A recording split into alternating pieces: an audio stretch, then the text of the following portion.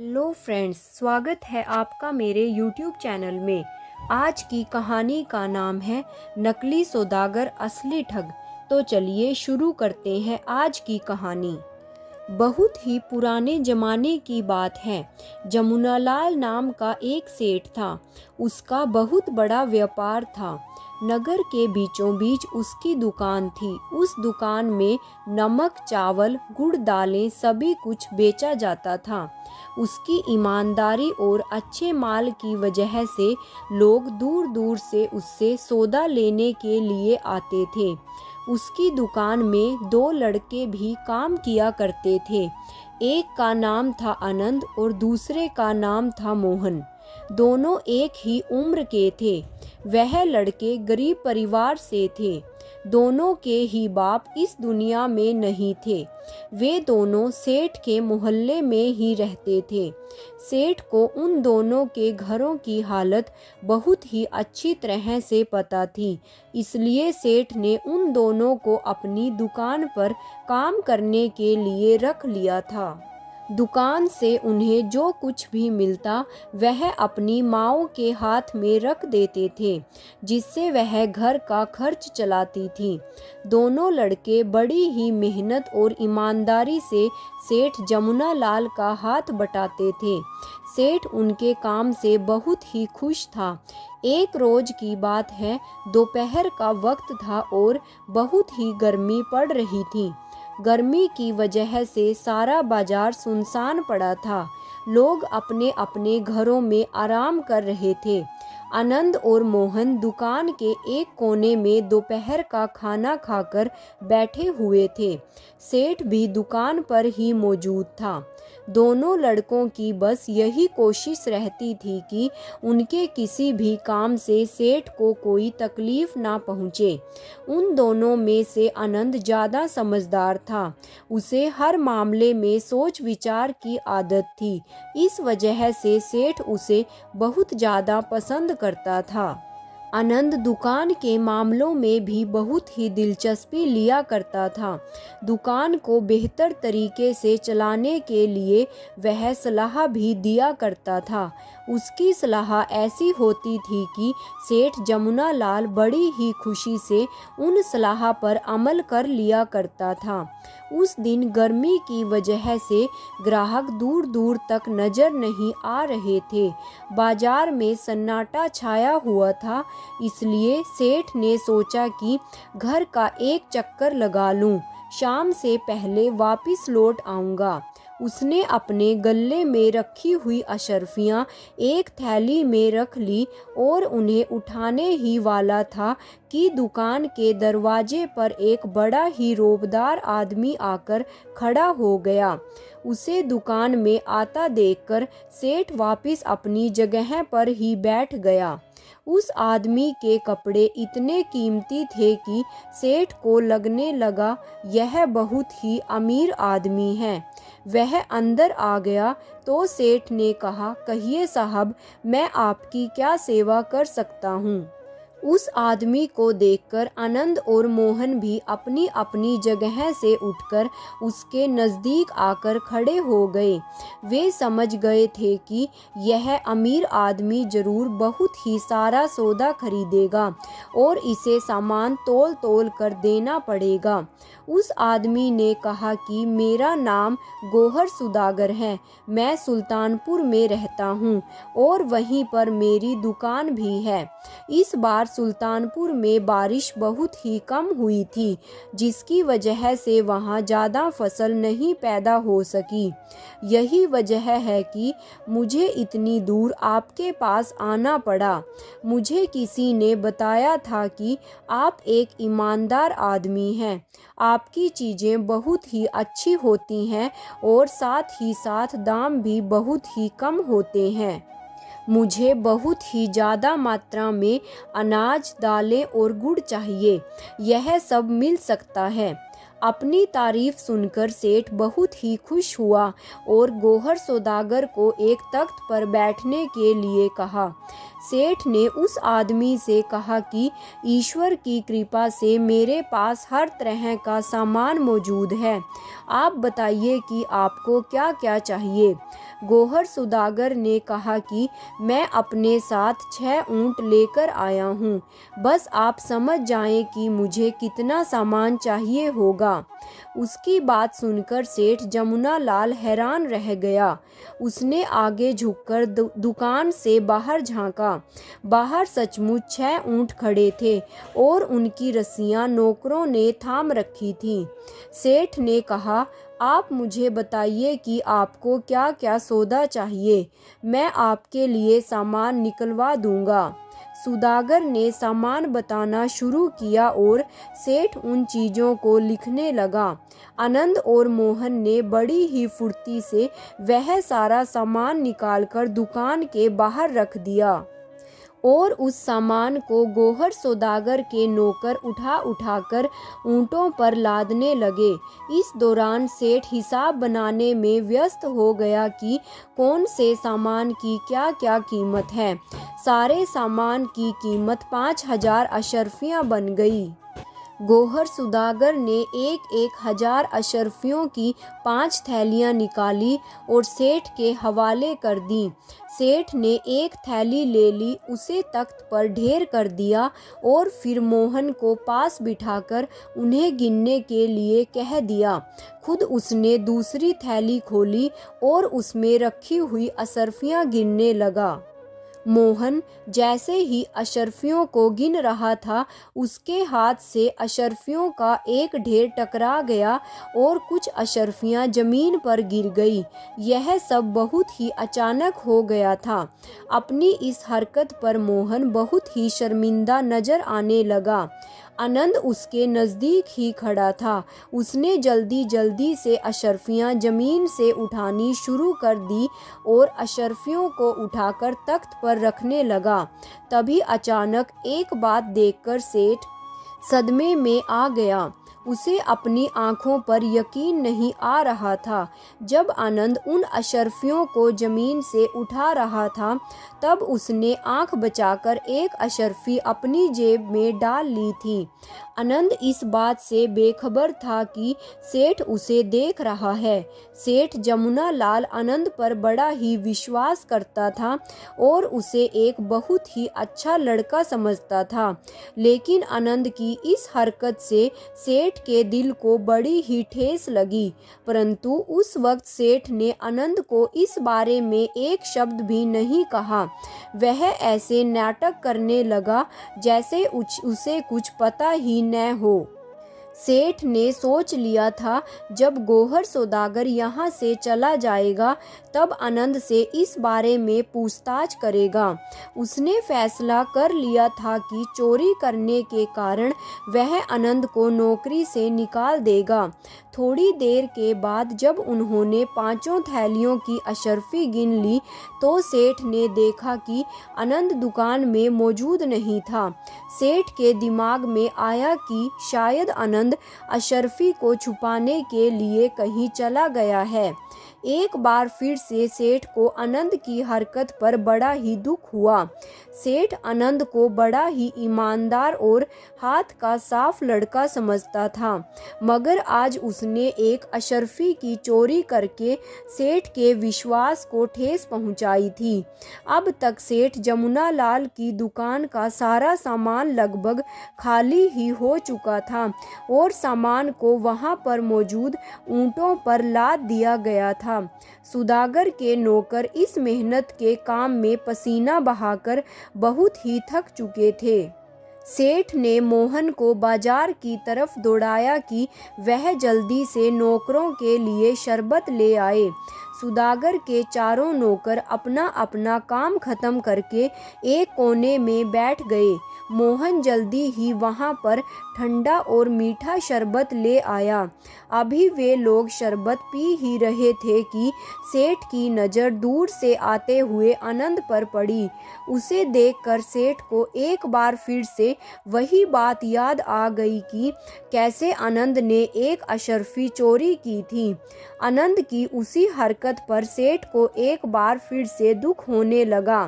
सेठ उन दोनों लड़कों को अपनी औलाद की तरह चाहता था। आनंद के द्वारा की गई चोरी से उसे बड़ा ही सदमा लगा था। अचानक सेठ ने देखा कि आनंद अकेला नहीं है, बल्कि उसके साथ 6 सिपाहियों का एक दस्ता भी था। थोड़ी ही देर में वे सब लोग दुकान में पहुंच गए। दुकान में दाखिल होते ही आनंद ने सौदागर की तरफ इशारा करते हुए सिपाहियों से कहा कि यही है वह आदमी जिसके बारे में मैं कोतवाल साहब को बता रहा था। सिपाहियों ने गौहर सौदागर को अपनी गिरफ्त में ले लिया। यह सब देखकर सेठ जमुना लाल बहुत ही परेशान हो गया। उसने बड़े ही गुस्से से कहा, आनंद, यह सब क्या है? यह क्या बदतमीजी है? यह साहब एक सौदागर हैं और उनके साथ ऐसी हरकत नहीं की जा सकती। आनंद ने बड़े ही विनम्र स्वर में कहा, मालिक, अभी आपको सब कुछ पता चल जाएगा। सिपाहियों को देखकर सौदागर के चारों गुलाम भी घबरा कर खड़े हो गए थे। मोहन भी एक कोने में डरा सहमा हुआ खड़ा था। इतने सारे सैनिकों को देखकर वह डर गया था। उधर सौदागर गुस्से से लाल हो रहा था। उसने बड़े ही गुस्से से आनंद को देखा और कहने लगा, लड़के, तू मुझे जानता नहीं है, मैं तुझे छोड़ूंगा नहीं। इस बेइज्जती का बदला मैं जरूर लूंगा। उसकी बात सुनकर आनंद जरा भी नहीं घबराया। कहने लगा कि अब आपकी जालसाजी की सारी पोल खुल चुकी है।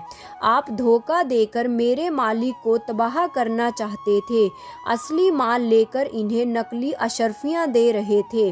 सेठ ने जब यह बात सुनी तो उसने जल्दी से गौहर सौदागर की दी हुई थैली में से एक अशर्फी निकाली और उसे जमीन पर घिसने लगा।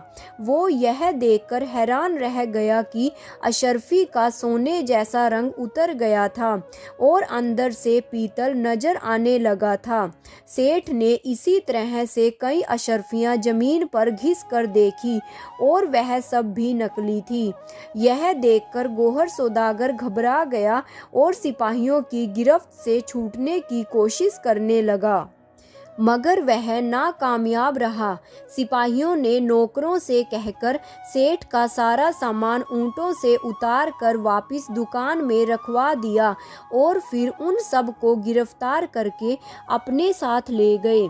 सिपाही अपने साथ नकली अशर्फियों की थैलियां भी ले गए ताकि उन्हें मुजरिम के साथ न्याय अधिकारी के सामने पेश कर सके। यह सब हंगामा देखकर आसपास के लोग भी वहां पर जमा हो गए और वे कई तरह के सवाल कर रहे थे। उन लोगों को सारी घटना के बारे में सेठ ने विस्तार से बताया। सेठ खुश था कि वह एक बड़ा धोखा खाने से बच गया। जब लोगों का जमावड़ा कम हुआ तो उसने बड़े ही प्यार से आनंद को अपने पास बिठाया और कहने लगा, आनंद, जब तुमने एक अशर्फी छुपाकर अपनी जेब में रखी थी तब मैंने तुम्हें देख लिया था और मुझे उस चोरी पर बड़ा ही गुस्सा आया था। यह तो मुझे अब पता चला कि तुम चोर नहीं थे। तुमने जो कुछ भी किया मेरे फायदे के लिए ही किया। आनंद ने खुश होकर कहा कि ईश्वर का शुक्र है जो मेरी बेगुनाही साबित हो गई। जब मोहन का हाथ लगने पर अशर्फियां जमीन पर गिरी थी तब ठन करके आवाज हुई थी। मुझे अच्छी तरह से पता है कि तांबे और पीतल के सिक्कों के गिरने पर ऐसी आवाज आती है। परंतु जब अशर्फी जमीन पर गिरती है उसकी आवाज़ दूसरी होती है। यूं लगता है कि जैसे किसी ने कोई पत्थर फर्श पर ठक करके गिरा दिया हो। अशर्फी के गिरने पर जो आवाज़ आती है उसमें खनक नहीं होती, जैसे पीतल या तांबे के सिक्के गिरने से आती है। मैंने अशर्फियों के नीचे गिरने की आवाज़ सुनी तो मुझे शक हो गया था। मैं सबकी आंख बचाकर एक अशर्फी लेकर बाहर निकल गया और एक कोने में बैठकर उस अशर्फी को ज़मीन में घिस कर देखा। उसमें से पीतल दिखाई देने लगा, जबकि असली अशर्फी शुद्ध सोने की होती है। उसे कितना भी घिस लो उनका पीलापन कभी ख़त्म नहीं होता। तभी मैं समझ गया था कि यह आदमी कोई धोखेबाज है और आपको ठगने के इरादे से यहाँ पर आया है। यह देखकर मैं भाग भाग कर कोतवाल साहब के पास पहुँचा, उन्हें सारी बात बताई। उन्होंने बड़े ही गौर से मेरी बात सुनी और सुनने के बाद मुझे शाबाशी दी। फिर उन्होंने अपने सिपाही मेरे साथ भेज दिए। सेठ ने आनंद से कहा, आनंद, मैं तुम्हारा बहुत ही आभारी हूँ कि तुम्हारी अक्लमंदी की वजह से मैं एक बहुत बड़े नुकसान से बच गया। अगर वह चालाक सौदागर अपने मकसद में कामयाब हो जाता तो मेरे तबाह होने में कोई कसर नहीं थी। मोहन भी उन दोनों के पास ही खड़ा यह सारी बातें सुन रहा था। वह हैरान था और साथ ही उसे इस बात की खुशी थी कि उसका दोस्त इतना बुद्धिमान है। सेठ इस बात से बहुत ही खुश था। उसने आनंद से माफ़ी भी मांगी। इसी खुशी में सेठ ने दोनों लड़कों को 10-10 आने दे दिए और कहने लगा कि अगले हफ्ते मेला शुरू होने वाला है। तुम इन पैसों से मेले में घूमना और खूब मज़े करना। दोनों लड़के खुश हो गए। अगले दिन सेठ की दुकान पर शहर का कोतवाल आया और आते ही उसने आनंद के बारे में पूछा। सेठ ने आनंद को बुलाकर कोतवाल के सामने खड़ा कर दिया। कोतवाल ने बड़े ही प्यार से आनंद के सिर पर हाथ फेरा और कहने लगा, तुमने एक बहुत ही बड़ा कारनामा किया है। उस ठग को मैंने न्याय अधिकारी की अदालत में पेश कर दिया है। न्याय अधिकारी ने इस सिलसिले में तुम दोनों को अपने सामने पेश होने के लिए कहा है। वह इस पूरी घटना की जानकारी चाहते हैं। आनंद ने जब न्याय अधिकारी का नाम सुना तो घबरा गया, मगर सेठ जमुना लाल ने उसे दिलासा दिया। कहने लगे कि घबराओ मत, मैं भी तुम्हारे साथ ही चलूँगा। सेठ ने अपनी दुकान बंद की और दोनों लड़कों को साथ लेकर वह कोतवाल के साथ न्याय अधिकारी के पास जा पहुँचे। वह धोखेबाज सौदागर भी वहीं पर सर झुकाए खड़ा हुआ था। थोड़ी देर में ही उनके मामले की सुनवाई शुरू हो गई। पहले सेठ ने सारी घटना सुनाई, उसके बाद आनंद ने अपनी बात कही। आनंद की बात सुनकर वहां पर मौजूद सभी लोग आनंद की तारीफ करने लगे। धोखेबाज सौदागर का अपराध अब साबित हो चुका था, इसलिए उसे 5 साल की सज़ा दे दी गई। इसके बाद न्याय अधिकारी ने आनंद से कहा, युवक, मैं तुम्हारी समझदारी से बहुत ही खुश हूँ। अगर तुम्हें अच्छी शिक्षा दी गई होती तो तुम और भी अच्छे इंसान बनते। मैंने पता करवा लिया है कि तुम एक बहुत ही गरीब परिवार से हो, जिसकी वजह से तुम्हारी पढ़ाई लिखाई नहीं हो पाई। मैंने फैसला किया है कि सरकारी खजाने से तुम्हें हर महीने वजीफ़ा दिया जाएगा, जो तुम्हारी पढ़ाई लिखाई के काम आएगा। मैं तुम्हारे सेठ को भी यह हुक्म देता हूँ कि वह तुम्हारी अच्छी पढ़ाई लिखाई का इंतजाम करे और खाली समय में तुम उसकी दुकान पर काम कर सकते हो, जिसके लिए वह तुम्हें तनख्वाह भी देगा। न्याय अधिकारी की बात सुनकर आनंद को जरा भी खुशी नहीं हुई और यह बात न्याय अधिकारी ने उसके चेहरे से भांप ली थी। न्याय अधिकारी ने हैरान होकर पूछा, युवक, तुम खुश नहीं हो? मैं खुश तो हूँ लेकिन ज़्यादा नहीं। न्याय अधिकारी ने पूछा, इसकी क्या वजह है? आनंद ने जवाब दिया कि इनाम का हकदार तो मेरा दोस्त मोहन भी है। अगर उसका हाथ लगने की वजह से अशर्फियाँ नीचे ना गिरती तो मुझे अशर्फियों की आवाज़ भी सुनाई नहीं देती और मुझे पता नहीं चलता कि अशर्फियाँ असली है या नकली। देखा जाए तो असल कारनामा तो मोहन ने ही किया है। उसकी वजह से ही उस धोखेबाज सौदागर की चालाकी का पर्दाफाश हुआ है। आनंद की बात सुनकर वहां पर मौजूद सभी लोग अपने दोस्त के लिए उसका प्यार देखकर बहुत ही खुश हो गए। न्याय अधिकारी ने मुस्कुरा कर कहा, शाबाश युवक, तुमने बहुत ही अच्छी बात की है और अपने दोस्त को भी नहीं भूले। अब मेरा फैसला यह है कि तुम्हारे दोस्त को भी उतना ही वजीफा मिलेगा जितना तुम्हें दिया जाएगा और उसकी भी पढ़ाई लिखाई का इंतजाम किया जाएगा। इसके बाद न्याय अधिकारी वहां से चला गया। सब लोग चले गए तो मोहन आनंद से लिपटकर रोने लगा। इसके बाद दोनों लड़कों की जिंदगी बिल्कुल ही बदल गई। वह सुबह से लेकर दोपहर तक अपनी पढ़ाई लिखाई करते और फिर शाम के वक्त सेठ जमुना दास की दुकान पर काम करते। दोनों लड़कों की माएँ बहुत ही खुश थीं और फिर सेठ की दुकान पर काम करने के बाद जो पैसे मिलते थे उनकी माँओं के ही काम आते थे। दूसरी तरफ सेठ जमुना लाल भी बहुत ही खुश था। कुछ समय के बाद दोनों युवक पढ़ लिखकर बहुत ही समझदार बन गए। सेठ जमुना दास ने उन्हें बहुत ही सहयोग किया और उसी बाजार में उनको भी कारोबार शुरू करवा दिया। वे दोनों सेठ जमुना दास को देख देख कर कारोबार करना तो पहले से ही सीख गए थे। अब क्योंकि वे पढ़े लिखे भी थे, इसकी वजह से उनका कारोबार दिन दुगनी और रात चुगनी उन्नति करने लगा। थोड़ी ही समय के बाद वे दोनों धनवान बन गए। मेरे प्यारे दोस्तों, आपको यह कहानी कैसी लगी कमेंट बॉक्स में कमेंट करके ज़रूर बताइएगा और मेरे चैनल को सब्सक्राइब और वीडियो को लाइक और शेयर करना मत भूलिएगा।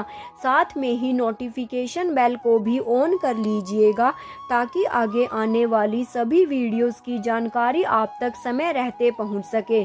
Thanks for watching.